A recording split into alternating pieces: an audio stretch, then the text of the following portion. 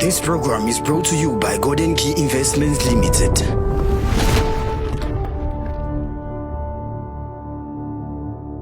Welcome to the Entrepreneurship Networking Program. Your host, Mula Jonathan Poko, and tonight we shall be talking about business development and SMEs. And we're joined by the Assistant Director at the Ministry of Small, Medium Enterprise Development, Mr. Chinyanta Chikula. Welcome, sir. Thank you very much, Jonathan. It's a pleasure to be here. Well, actually pleased to have you here. You know, a lot of people have actually been talking about business development and grants. So actually it has come timely that you're actually here just to highlight one or two things with your department at the Ministry of Small and Medium Enterprise. So let's just get into it. Now that we're aware of the business development and grants department, earlier, probably people might not have known about this department. So can you just highlight some of the few functions of the Department of Business Development and Grants? Okay.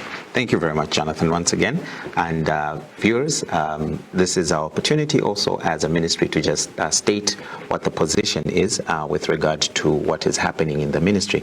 So the ministry basically has this department called Business Development and Grants, which has a dual function. Okay. So one is a business development function, and the other is around financing. I know it's called Business Development and Grants, and therefore we tend to attract a lot of people coming through the ministry expecting to receive a grant. Okay. However, let me be forthright from the onset that the grants part of the name is the resource that we receive from the Treasury that we then give to the Citizens Economic Empowerment Commission, okay, who run a revolving fund, which is what is being used to empower citizens. Yeah. So we are helping to coordinate CEC so that they empower SMEs who are applying to them. Okay. So yes, we are a business development and grants. We have a business development and grants department, but not necessarily that we're giving direct grants to the public, just so that people are clear from the start. Okay. We are doing business development. Business development is something that that every business has. We're basically trying to raise the standard of products, services, and goods that the SMEs are able to deliver to the market. What that means is we get into quality issues to ensure that the quality of whatever good, product, or service is delivered is of the highest standard so that the business can make a higher margin in terms of profit from the returns that they earn through their revenues. Exactly. So we are looking at business development in that sense. Okay, so there's the issues of quality, there's the issues of standards, okay, and there's also the issues of pricing and being made part of a value chain or an ecosystem that enables the business to continue running even beyond the immediate gain that it may make from one sale. Okay. So if they are connected to a partnership or to a relationship with other organizations that keep demanding their goods, their product, or their service, then they are in a better position than if they were to just make a one-off sale or transaction. Yeah. So we try to develop those skills that they need. We try to develop those capabilities in terms of maybe technology, in terms of maybe systems that enable them to achieve those goals. Yes. Okay. So that's the business development side. Okay. And then there's the financing side. On the financing side, apart from giving a grant to CEC, which I highlighted in my first comments, we also have the role of trying to find resources to ensure that CEC is well resourced. Okay. Not only CEC, but that SMEs and cooperatives are also well resourced. Mm-hmm. So what that entails is that we go into promoting joint ventures, promoting partnerships, and promoting alternative financing. Okay. Okay? Some of the conversations we've ended up having with especially the financial institutions, that is the banks or the non-financial institutions. These are players who are trying to support financial literacy, like financial service deepening organization, and others who are not necessarily like banks, has been to the effect that we can unlock certain other resources. Okay. So I will highlight some of these things as we go on. Okay. But basically, we're looking at finding alternative financing. Okay. The traditional financing model has been a bit expensive for SMEs. When they approach the financial institutions, usually they are told about interest rates that are quite astronomical, may I put it in that context, from an SME perspective. Okay. Because you're starting up a business and you're going to have a debt financing in the 28% and above, you are basically strangling your ability to grow. Okay. In most developed countries, and even some of these other developing countries where we can see startups are making a huge impact, okay, they have low-priced finances for SMEs. Okay. Look at Botswana, look at Kenya. The amount of interest that is on the resources that people are getting is really, really low. It's not getting into the double digit. Exactly. But for us, we are in this climate or environment where our finances have been expensive, and this has been traditionally, the cost of borrowing in Zambia has been high. So we need to find a way of trying to reduce the cost of borrowing. Basically, so those are the things that we have been working on in this department. Basically, it's financing and business development. All right, perfect. Interesting. Okay, I'll just let's go to the part of funding. You know, obviously, been a cry of funding for most of its SMEs. But how is the ministry in terms of strategies? Is it ensuring to have optimal participation in economic ventures for these MSMEs? In terms of accessing the funding? Of course, you spoke of the tech the business development has in terms of funding, but also what strategies, deliberate strategies that you have developed as a ministry to ensure that even the accessing of funding is made easier for these SMEs. Okay, so I'll start from the elephant in the room, okay, which is the CEC funding, the one where we take our grant. Yeah. So initially, like 2021 and before that, before the creation of the ministry, CEC used to receive not more than 25 million kwacha. Okay, as the empowerment fund to then roll out to the SMEs and the cooperatives. But with the creation of the ministry, this amount was increased more than tenfold, I think maybe 15-fold, because it was from 25 million to about 350 million. Oh, yes. So it was like 15 times the amount of money that was available initially. And you can see that we have not stopped pushing the Treasury itself also to put in more resources. So in 2024, the amount of money that will be going to CEC in terms of the Empowerment Fund is about 391 million. Oh, okay, so we keep on pushing the Treasury and government also to see how best we can increase that pot. However, that is not the only place where we have seen resources. We have seen the potential in business development. So by helping come up with what are called supplier development programs, where we are linking suppliers with huger corporates like anchor firms that are able to take up some of their resource and sell it for them, in terms of creating some sort of defined market. We see that we are increasing the financeability of the firms. Okay. So I'll give you an example. Ministry has been working with ShopRite, with Choppies, and with Pick n Pay. Okay, to create some kind of defined market for some SMEs who are producing product.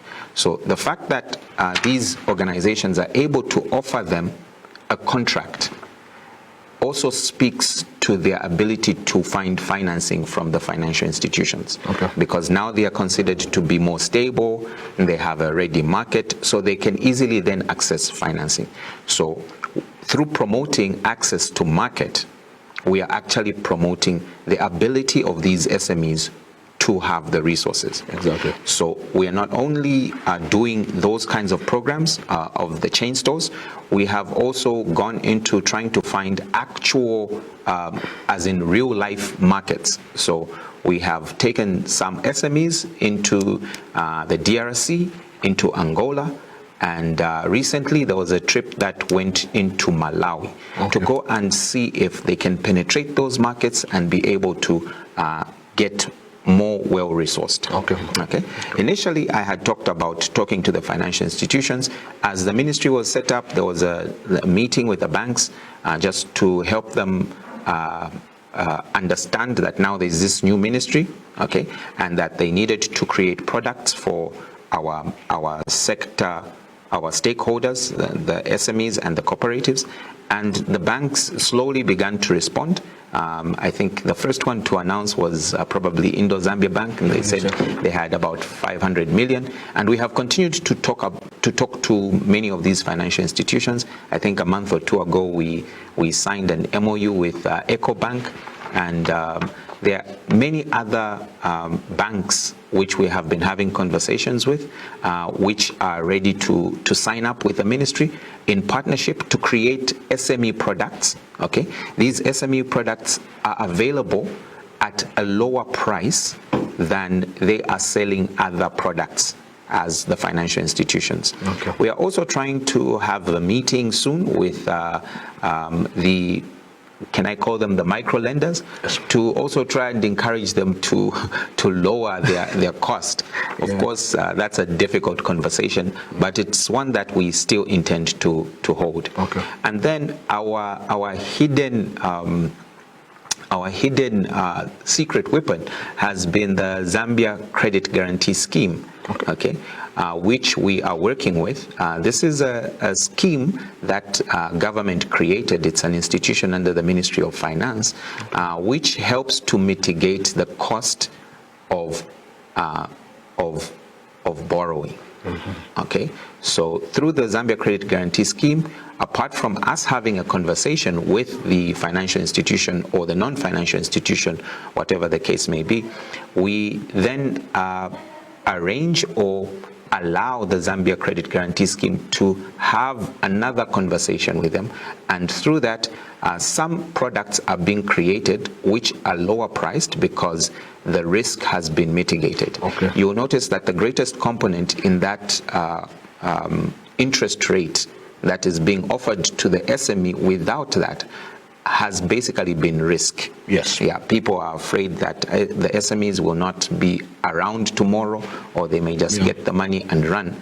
But once there is someone who is ready to sort of like mitigate that risk, the cost of that borrowing reduces. So basically that has been the secret weapon. Okay. But to also give our friends some comfort, we have also gone further to say, look, apart from us mitigating the risk, apart from us also being in the space, we will also go further as a ministry to ensure that we try and monitor and evaluate whatever the SMEs are doing. Okay. So we have a presence as a ministry in every district. We have at least 116 districts. All of them we have officers, cooperative and entrepreneurship development officer and a cooperative and entrepreneurship development inspector in every district in Zambia. So through those officers, we are also intending to support the financial institutions through going to monitor whoever they give out a loan to and they make known to us. We have committed that we will then go and support them to ensure that this project they have supported financially is actually running and it's working. Okay. So in that way, we're also helping to mitigate the risk of these people running away. All right, okay, that's great. Actually, I just saw something, I think on social media, where the ministry actually got some vehicles, for these provisional offices, and I think that's very commendable what the ministry is doing. Just before we go on a break, you spoke of CEC, Citizen Economic Empowerment Commission, and I've seen that your department works closely with the commission. But then, other than the funding, like loans and grants, how else is the ministry empowering these SMEs? Of course, other than the part of financing, there's a lot that comes in as well. How is your department particularly looking at empowering? Thank you very much, Jonathan. So the ministry has basically 3 areas of intervention. Okay. The first one, which everyone seems to gravitate to easily, is the access to finance, which we have been discussing. Okay. So we try to promote access to finance. Particularly, we focus on access to affordable finance. Basically, that's our goal as a ministry, to try and ensure that SMEs have finances which are affordable. Okay, so we try to unlock resources from cooperating partners, from local partners, from the financial institutions, to make it more affordable. So that's issue number 1. Issue number 2 is access to market. We believe that for a business, the greatest incentive, the greatest support that you can give them is the market. There are a lot of people who are producing great products in Zambia, but because they are not able to sell, eventually they stop their business, okay? Yeah. Because they're not making a profit. Exactly. So our greatest intervention in the market is to ensure that we create a market for the SMEs. Okay. Okay. So creating the market means putting up standards and ensuring that they're able to conform to those standards, be they local or be they international. Okay. So in that space, we have also been having conversations with organizations which are responsible for setting standards for international markets, because that way then our SMEs are able to penetrate those markets with their products. Exactly. Yeah, so we try to remove those can I call them barriers to trade? Okay. I hope that's a term that is not too technical. Yeah. So we try to remove those barriers to trade. So we are involved with Ministry of Commerce, ZDA, and other organizations, Ministry of Finance, in having conversations with international markets and international regulators of markets to ensure that we unbundle these things that have locked in our SMEs through the market. Okay. So number 1, access to finance. Number 2, access to market. Okay. Then number 3 is around skills and information. We have noted that a lot of SMEs may actually have a good product. They may actually be able to sell this product at a profitable amount. However, because they do not have the information about which market will give them the highest return for their product, then they end up making losses and they eventually get out of the market. Okay. But once we introduce them to some of these luxury markets, some of these markets which are yawning and just craving for Zambian products, where they can make much more out of their products, then they're able to get into the right space and grow. Okay. I'll give you a typical example. Most of our products here in Zambia are, of course, we'll say, no, the cost of living is high, but compared to the prices that your products can face in just DRC, Congo, you will note that we are not exploiting the opportunity that is right before us. Exactly. Yes. Yeah. So by giving them the correct information about this market opportunity, then they can grow. Okay. By teaching them the skills that they need. Okay, so we go around sensitizing SMEs about what opportunities are available. We go around empowering them with knowledge and skills that they actually need in their businesses. Okay. So we have trained professionals within the ministry, and we also have brought in, with the support of partners like the International Labour Organization, okay, which has done the certification of these trainers, okay, And through our project, the Accelerated Growth for SMEs, which supported them to be trained by the ILO certified people, we are able to train other people. Okay. So apart from the training that we are offering, we also try and talk to certain partners who are able to come into Zambia, okay, and support at no cost the training of SMEs. So I'll give you an example. We had the Accelerated Growth for SMEs, which was a partnership between Zambia and the Finnish government, okay, but then it was training SMEs. Okay. We also currently have another relationship with the Latvian government, okay, and a project called She Rebuilds Her World, which is also training female entrepreneurs in Zambia. Currently, I think they have about, is it 60 or 90 SMEs, female SMEs, who are being trained in Zambia. And this project will continue to go on for about about a year, okay, but they will be trained for the next 6 months. So between January and July next year, the SMEs will be going through intensive online training, and then they'll have block release where they have physical interaction with professors from Riga Business University in Italy, Rome. Okay. So this is high-class level training that these SMEs are receiving, okay? And through that, they are able to unlock a lot of resource and opportunity for them to grow. Okay. So we have the Latvian government supporting the She Rebuilds project. Apart from these projects I've mentioned, we also have Zambian interventions that we can talk about. So we have a project called Mentorpreneur Zambia. Okay. So you have the Zambia Business Angel Network, okay, which is an organization that is along Independence Avenue. They have come into partnership with organizations such as DSIK, which is a supported project development cooperation from the German government. You have WIAC, which I think is quite a common name now in Zambia, which is around Women Entrepreneurship Access Center. Okay.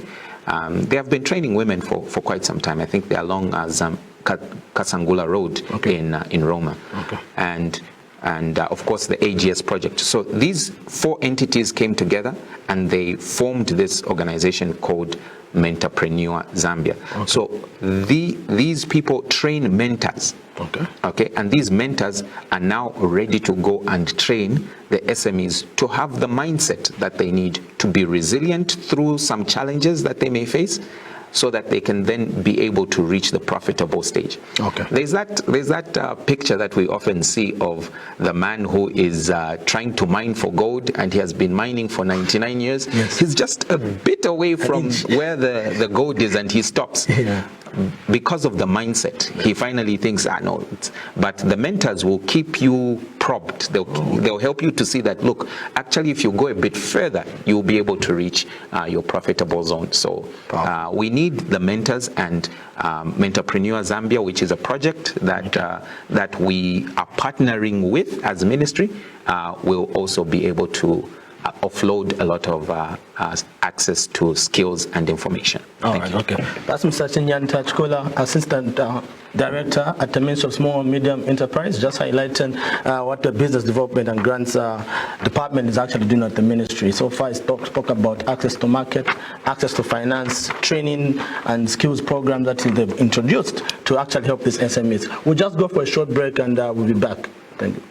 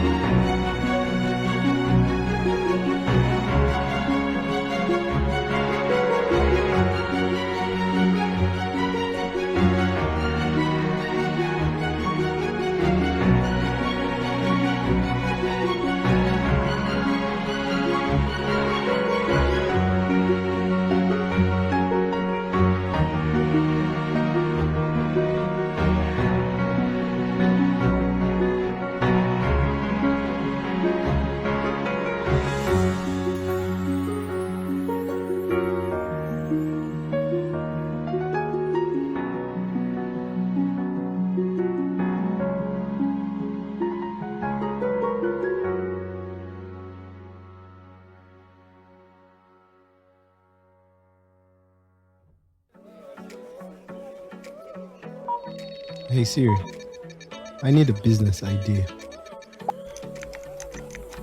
Well, you can simply visit Golden Key Investments, your leading supplier of industrial equipment for that business idea on your mind. They have all sorts of industrial machinery needed for bakery, butchery, laundry, poultry, catering, or refrigeration. The list is endless. Search no more. Visit us today at World Class Showroom, Diamonds of Lusaka Building, along Kafue Road, shop number 59, Freedom Way, Lusaka, Zambia. Call +260 976 111 113. Golden Key Investments, the missing key to your investments.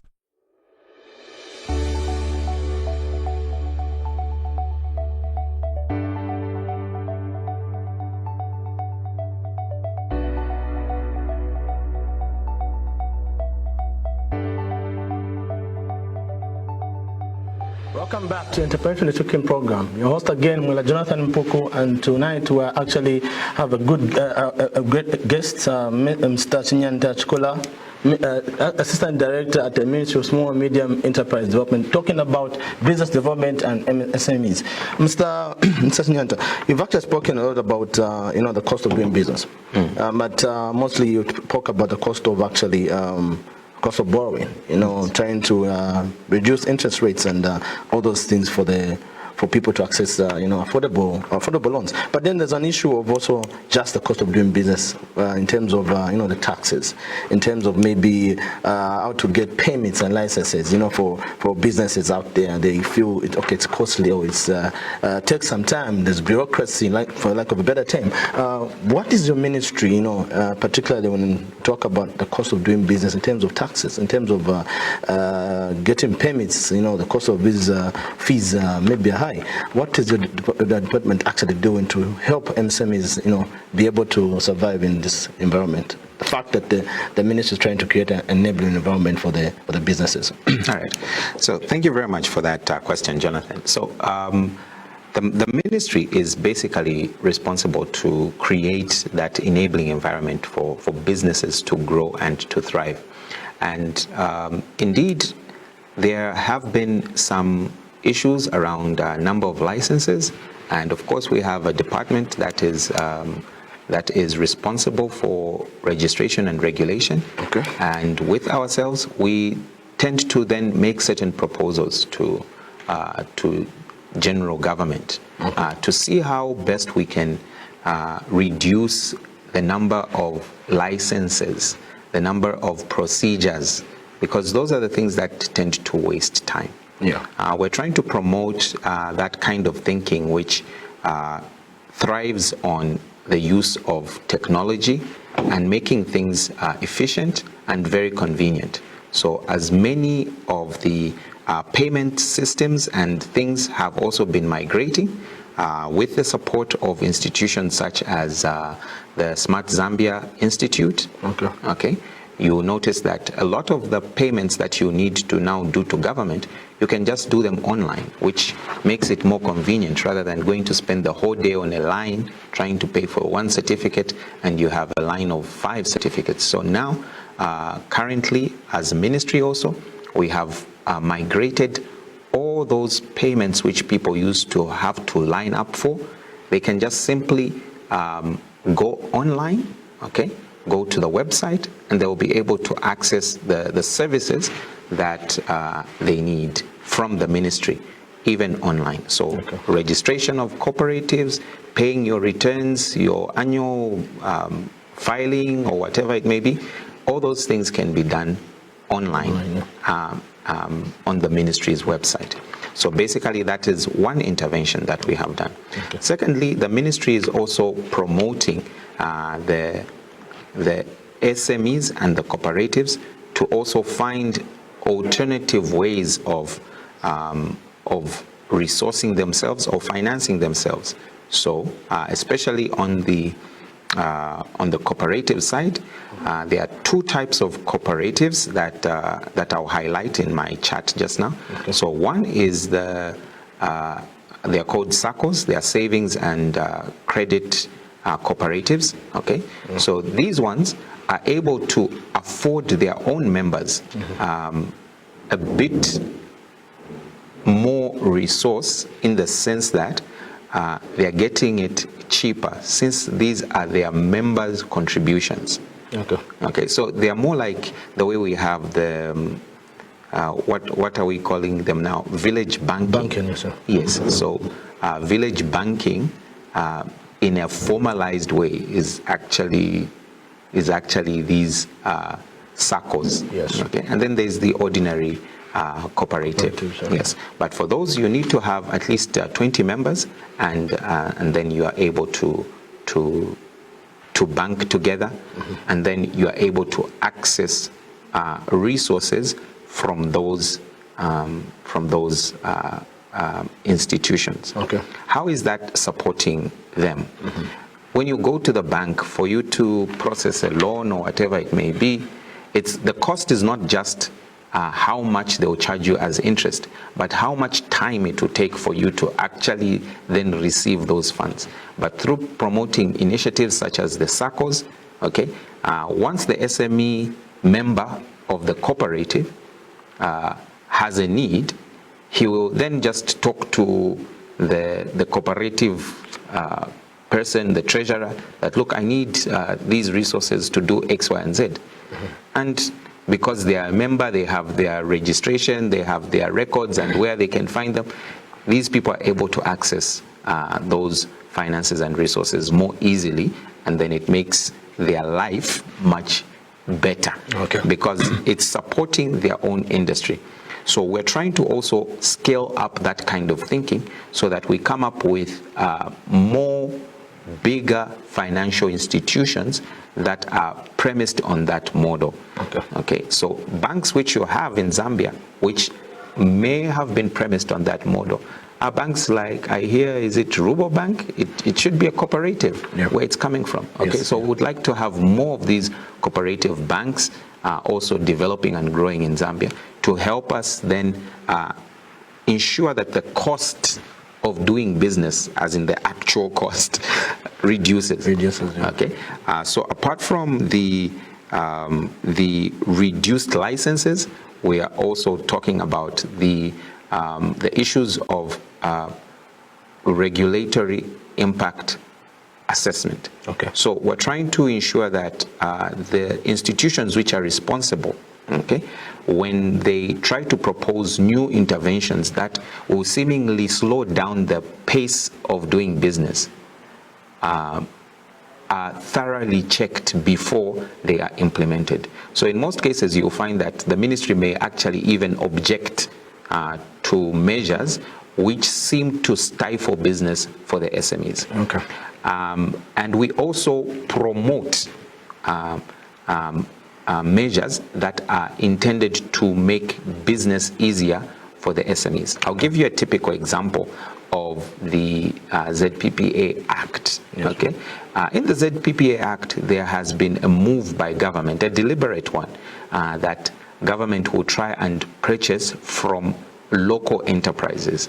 Basically, that focus is around the SMEs. Yes. Okay, there have been some push from some sections of the country to remove such a provision, but because of the interest we have in growing the SMEs and the cooperatives, we then pushed those who were proposing that, look, let's maintain this standard, because this is the best way we can guarantee a market for our SMEs. Yes. Okay? Because if, for instance, government deliberately begins to buy from the SMEs, then the SMEs will know that they need to step up in terms of their product quality to meet the government officials' standards.